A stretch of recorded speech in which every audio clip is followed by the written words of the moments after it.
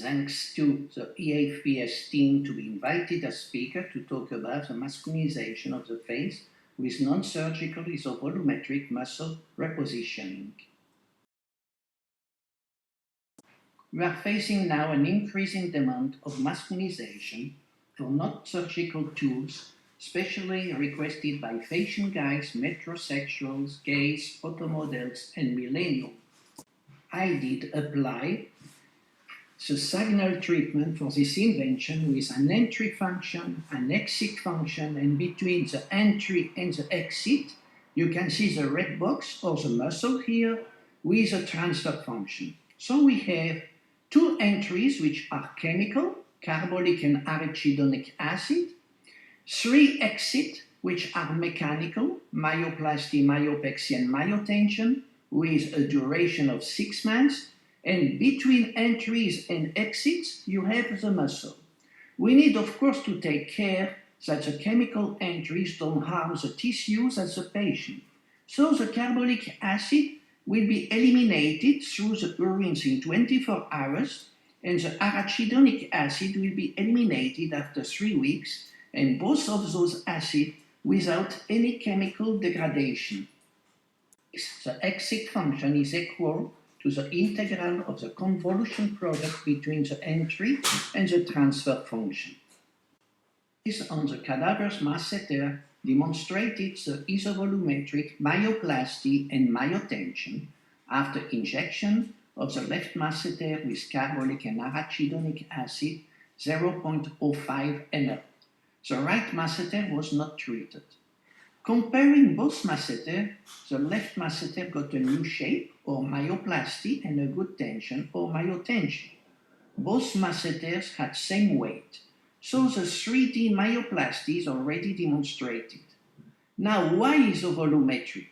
Because 0.05 ml injection of carbolic acid and arachidonic acid is absolutely not significative versus the weight or the mass of the masseter, here 400 grams, after water loss. On the histological point of view, you can see that the process is really safe with no necrosis, no infection, with a complete restitution ad integrum after 7 months. Some of you may say that Dr. Tenenbaum is crazy because of injecting phenol. My answer is, I am crazy, but not dangerous. Confusions exist between carbolic acid of Endopeel, my invention, and the normal phenol because of medical and organic chemistry literature. Phenol and Endopeel's carbolic acid have same formula in organic chemistry, that's why you make confusions, but the difference exists in the physical chemistry. For your purpose, just retain that pKa of phenol or hydroxybenzeno is 9.9, so very toxic, creating necrosis, and the pKa of Endopeel's carbolic acid is 6.6, near the pH of the blood, which makes the Endopeel's carbolic acid acting as a buffer if injected in a vessel. Here are the histological differences 15 minutes after injection of phenol on the left and 15 minutes after injecting Endopeel's carbolic acid on the right. You can see that after phenol injection, necrosis and edema are easily seen. But after Endopeel's carbolic acid injection, there is no sign of necrosis, no sign of edema, and no sign of any kind of infection. We will consider muscle as viscoelastic elastomer to which we will apply a 3D deformation. Let's consider the face as this big cube. I will divide aesthetic areas of the face in square of 1 quadrat centimeter, and I will apply to each square a 3D deformation, saying that each square is really viscoelastic as it contains muscle. To get a 3D deformation of each square, 2 components are necessary. First component is called a vector, the second component a tensor. The vector is always normal or perpendicular to the square or muscular plane, and you see the position of the syringe normal or perpendicular to the square of the nasolabial furrow. The second component is called a tensor, represented mathematically by a matrix, or the red arrow on the patient. It has a direction and a sense. The syringe is positioned on the arrow and pushed without leaving the skin surface, keeping the sense and the direction of the arrow. So we just apply the deformations, epsilon, keeping the shape at constant volume. Here I have resumed the vectors as central points in squares, the tensors as arrows for the face rejuvenation. All these tensors may vary from patient to patient in function of the sex, the ethnicity, and other factors. If you can see the two lower arrows of the nasolabial fold, they are near the horizontal if you wish to achieve just a facelift. But if you want also to lift the neck, then they should be much more near the vertical. Male forehead is wider than the female, with overhanging eyebrow, straight with curved ends. To widen the forehead, the vectors are perpendicular or normal to the frontal muscle to each square, and the tensors are looking from the middle towards out and up. Here you can see some results for widening the male forehead. There is some edema because the frontal muscle is very, very superficial. It is a macro view about the same result as the slide before. There is a big difference for the distance between the upper lid and the eyebrow between the female and the male. For the male, it's very short distance. For the female, it's a very long distance. So in such case, for masculinization of this distance, better is to make an upper blepharoplasty or chemical upper blepharoplasty, but never raise the eyebrow.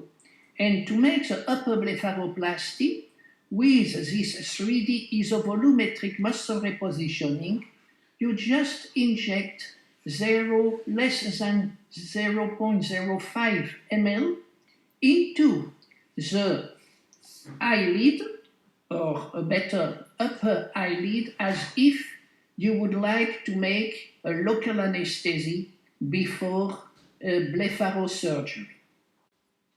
Concerning the middle third of the face, the vertical is a line from the tip of the nose to the middle of the chin. The horizontal is a line between the two labial commissures. All tensors have to look towards the external. The difference in the medium third of the face between male and female are linked to the tensors applied to the nasolabial furrow.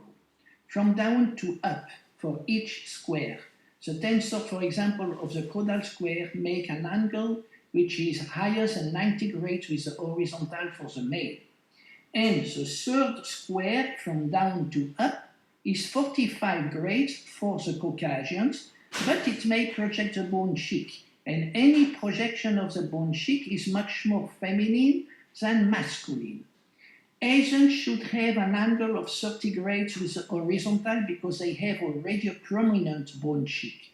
Some patients wish a very high bone cheek projection, and they would choose an angle between 45 and 60 degrees for this third square. Here is the marking of the tensors for the right side, for the medium third, and for the masculinization. Here you can see some result for the medium third masculinization and regeneration. The patient is red because he got to the beach just after the procedure. For the lower third, the male chin is wider. Very important is the angle of the mandible, which has to be obtuse for the male. For the lower third, to get a masculinization, The tensors have to be parallel to the line of the pretragal incision for a surgical facelift. But much more we approach the middle of the face, much more they need to be parallel to the vertical, which is going from the tip of the nose to the middle of the chin. The male has a widened mouth with a thin upper lip. Injection should be intraoral to masculinate the upper and also the lower lip as the whole mouth. You can see here on both slides for upper lip and lower lip in black the vectors and in red the tensors. Here's the result of a whole face masculinization seen after half an hour. The patient has a wider forehead, a minimal eyebrow arch, the eyes appear closer together. We also made a medical rhinoplasty with Endopeel where he has an acute nasofrontal angle less than 90 degrees. The patient has a wider mouth, a thinner upper lip, a square jaw, an acute nasolabial angle. We have raised the branch of the mandible. The bone cheek is not so much prominent to be much more masculine. The mandibular angle is obtuse. The nasolabial furrow, we respected the arrows 90, 90, 45, 0, and the patient has a square chin. Same patient as before on the profile. The medical rhinoplasty has to be also done by chemical myoplasty, but the techniques are different from what we have seen for all the thirds of the face. And remember that it is really convenient to transform a payboy into a playboy using all those techniques. Thanks for your kind attention.